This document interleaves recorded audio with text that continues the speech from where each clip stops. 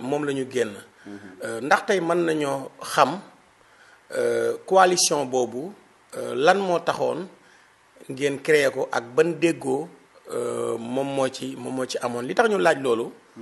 mooy yow da nga nekk président parti MPR. ñu gisoon fi ay coalition yoo xam ne coalition yu mag a mag la. nga dem ci les serviteurs. lu waraloon loolu.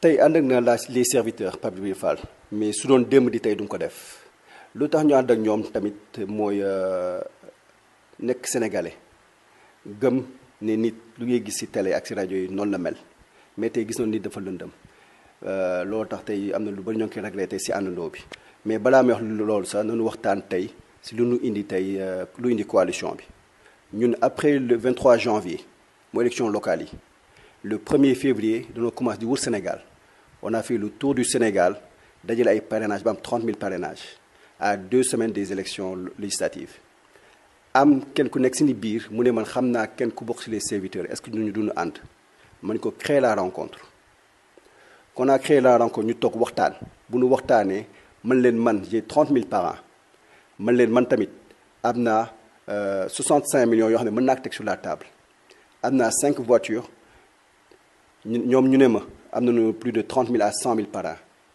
moom cadre bu ñu utilisé sax mu ne man du ma parrainer nit yee ñëw si man di ma parrainer. quoi loolu. Pape Djibril Fall. donc ñu ne ñoom am nañu tamit 100 millions am nañu tamit des ordinateurs et des machines ils ont tout ça daal. ma leen waaw logistique ma leen d'accord donc su doon waxtaanee man ko man politique moom du ma si xëccoo. parce que ñoom dañoo bëgg xëccoo tête de liste ma kon bàyyi naa leen tête de liste ma jël 2e ak 3e position sur la liste nationale donc noonu la tënkee coalition bi dugguñu trop ci détails yi te loolu foog naa tamit erreur la dina wax erreur de jeunesse erreur parce que yàgguñu ci politique mais loolooy erreur bi noonu la defaree coalition bi. d'accord léegi yow Hamidou Thiaw président parti MPR. dafa am ko dox seen diggante ak les serviteurs bu Pape Djibril Fall pour ngeen waxtaan pour ngeen ànd ci élection législative booba yow yoroon nga xaalis comme ni nga ko waxee. yor nga oto aussi ñoom tamit yoroon nañu xaalis yoroon nañu seen logistique. Pape Djibril Fall nekk tête de liste bi ndax yow bëggoo si woon xëccoo.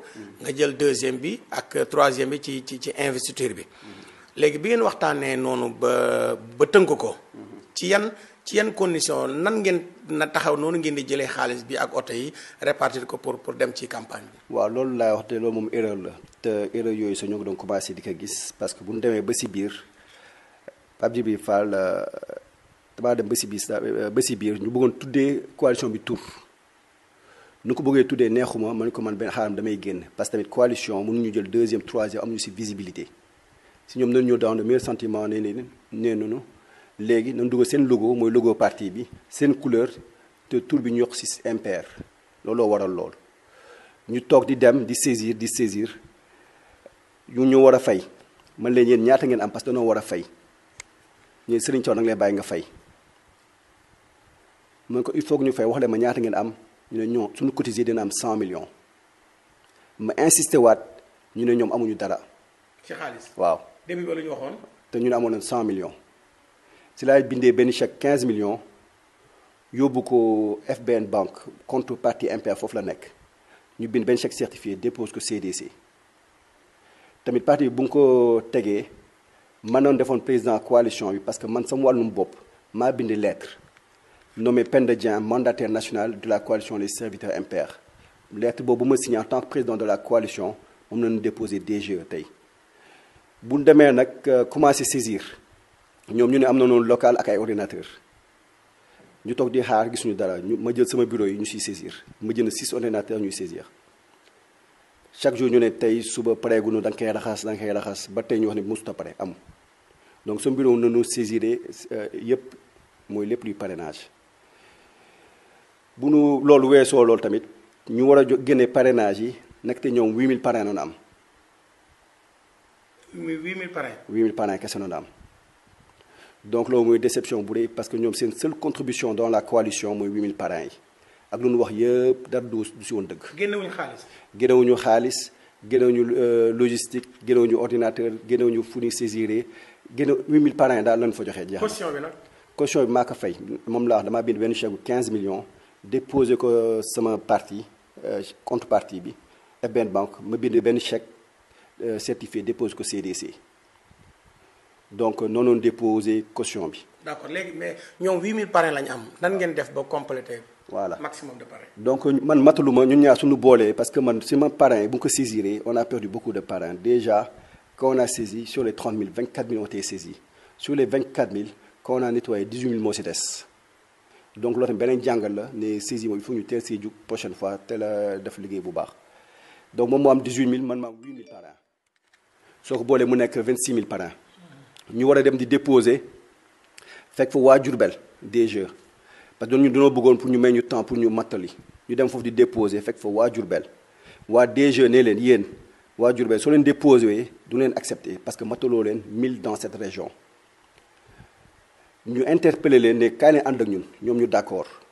donc ñoom bu ñu ñëwee ñu jox leen tête de liste Diourbel jox leen 5e position sur la liste nationale ñoom ñu jox ñu seen 28 000 parrains donc tey waa Diourbel ñoo ñu mottali te tey Pape Thiam moo nekkoon intermédiaire bi loolu tax def tey su ma gisee Pape Djibril Fall def point de presse du tudd Pape Thiam te kooku su ko xawuloon su ko fekkloon DG tey duñu dem man tamit loolu maa ngi koy ñaawlu parce que même nu mun a am ay xuloo suñu biir warta tax duñu tudd turu Pape Thiam te xuloo moom Pape Djibril Fall fu mu jógee parce que bu ñu parrainé ba pare ba déposé 54 000 parrains Pape Djibril Fall dafa njëkkante posté ci réseaux sociaux yi ne vous m'avez fait confiance j'ai 54 000 parrains alors que 54 000 parrains 8 000 la si indi Pape Thiam merci loolu nag ne Pape Djibril Fall lu mu wax du dëgg ñun ñoo indi lu si ëpp na wax dëgg bi foog naa dem na fi sa Walf TV di ko wax. non même seen conférence de presse bi ñu fi doon def ci benn hôtel Pape Thiam génnoon na ba mer noonu. voilà loolu la woon parce que Pape Djibril Fall dafa waxul woon dëgg bi mooy lan sur les 54 000 parrains mënoon na wax ne waa Diourbel ñu indi woon 28 000 Impair indi 18 000 ñun on a am nekk 8 000 mais dafa dem mel ne moom moo def liggéey ba yëpp di tudd boppam Pape Thiam xaw a merci loolu si loolu. ma woo ko nag ne ko Pape Thiam kilifa nga war a def yenn yi mu d'accord ñëwaat bàyyi loolu yëpp. mais taxu ba léegi Pape Djibril Fall bàyyi loolu di ko téye mais li ñuy wax rek mooy. trahison la. man kenn trahison laa koy tuddee parce que bu mu commencé ba léegi lépp lu mu wax defu ko muy xaalis moo xam ne indiwu ko parrainage moo xam indiwu ko parrainage joxu ko logistique yeeg matériel moo xam indiwu ko. après dem ba si biir bu lépp amee nag ba nu déposé mu dem. def récupération ne moom moo def lépp dem sur les plateaux de télé di wax man Pape Djibril Fall man les serviteurs ba sénégalais yu bëri foog ne moom da ko demal boppam xamuñu ni mu demee donc tey ñu bëri tey même yow mi sa di toog di ñuy waxtaan est-ce que yow xamoo nga ni sa Pape Djibril Fall amoon na ñeen ñu nekk si ginnaaw ñoo porté ko te ñoo ñu ngi si woon coalition bi waaw donc loolu na doon ñaawloo di ñaawlu loolu tamit. d'accord mais Hamidou Thiaw yow xanaa amuloo staff aussi boo xamante ni tey bala ngeen génne seen xaalis wala ngeen di wut seen i ordinateur wala seen local wala ngeen indi seen i parrain ak say oto xanaa dinañ les serviteurs ñoom Pape Djibril Fall dinañ teg ci seen loxo lu concret loo xam ne di ngeen ci mën a sukkandiku. xam nga peut-être lu mu yàgg dans le privé moo tax parce que man damaa wóolu nit ma ne après dinañu joxe donc comme les délais étaient un peu courts on devait loolu yëpp si biir semaine bi la. parce que ñoom ils ont donné les parrains foog naa le vendredi donc foog naa ñu ngi woon déposer le samedi noonu jot parrain yi mardi boobu lañu waxtaan pour déposer caution bi te ñoo ngi ko déposer vendredi donc mercredi donc on a déposé le mercredi donc si 4 jours 5 jours lépp am comme dafa xaatoon rek ma ni bàyyi leen ma fay ñëw après ils vont me rembourser donc noonu laa xalaatoon yéene bu baax mais loolu yëpp bu ñu ko defee ba pare le 31 mai. man ak Pape Djibril Fall toog na fii wala di son di waxtaan mu ne ma Hamidou suba ñun ñëpp ñu toog waxtaan xool ñu defee comité yi comme ça ñu dem pré campagne mais bu ñu déposé le 31 mai si laa gëj a gis dama déposé rek mu disparaître ba une semaine après les élections la ma woo jëluma ko téléphone parce que dama ne nit boo xam ne dafa yëfu traître la def utiliser benn ay nit ba am lu mu bëgg dem disparaître dootoo leen tudd dootoo leen dégg doo leen soo wax si seen presse. sooy def sa ay kii tuddee sa sooy waxtaan.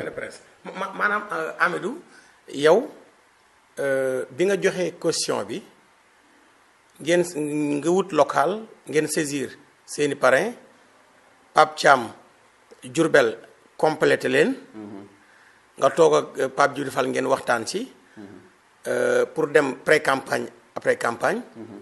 avant pré-campagne bi nga gëj a gis Pape Djibril Fall ba ci une semaine avant les élections.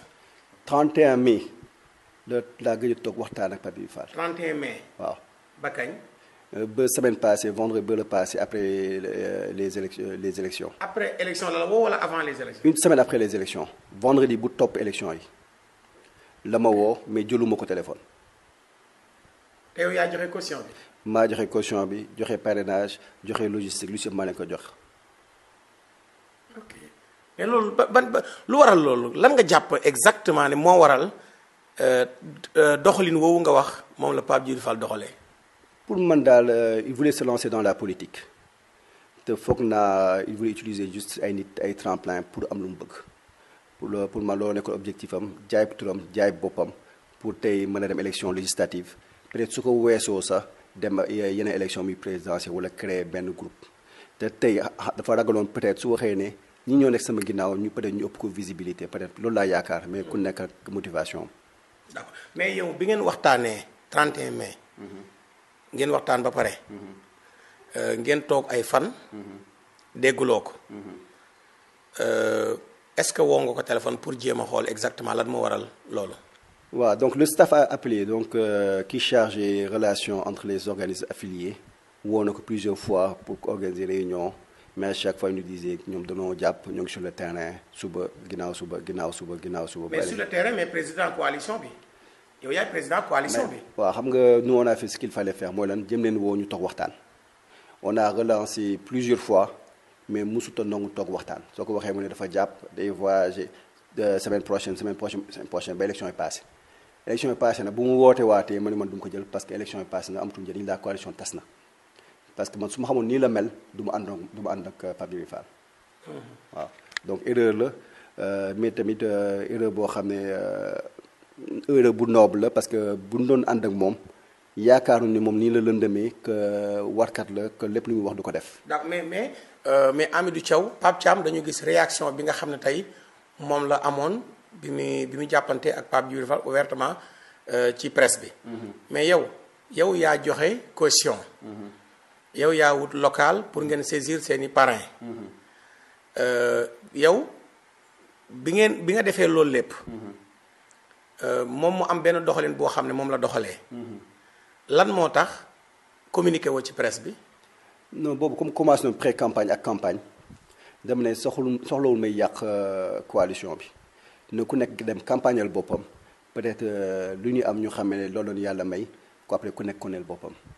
parce que tamit comme ñoo bokk liste mënoo attaqué koo xam ne ñoo bokk liste loolu après campagne nga mën a rétablir la vérité. loo tax soo gisee tey ma toog fii réew mi di rétablir la vérité looloo tax parce que tamit bugguma tey ñoom ñu yàq lu ñu bëgg a def parce que lu ñu bëgg a def mooy tey changer politique bu fi nekk parce que politique sénégalaise bi mooy lan tey ñu bëri dañuy politique ndax alal ñu bëri dañuy politique pour seen intérêt personnel ñu bëri sax dañuy fàtte ne askan bi moo leen teg fu nu nekk donc ñu loolu ñu bëgg a changer ñu doon bëgg a liggéey jàppale nit yi xeexal leen. tey suñu waree Sénégal 2 fois wala 3 fois pour mën leen xeexal parce que nit soo ko bëggee xeexal il faut nga xam luy jafe-jafeem te noo xamee jafe-jafeem il faut nga dem sur le terrain déglu ko tey suñu demee ba Saraya dem ba Bakel dem ba Ziguinchor fu nekk dem ko fa Sénégal on a fait le tour du Sénégal 2 fois en 2 mois lu tax loolu pour ñu dégg problème yi bu ñu demee Ziguinchor am na ay dëkk yoo xam ne les gens se cotisent pour fay.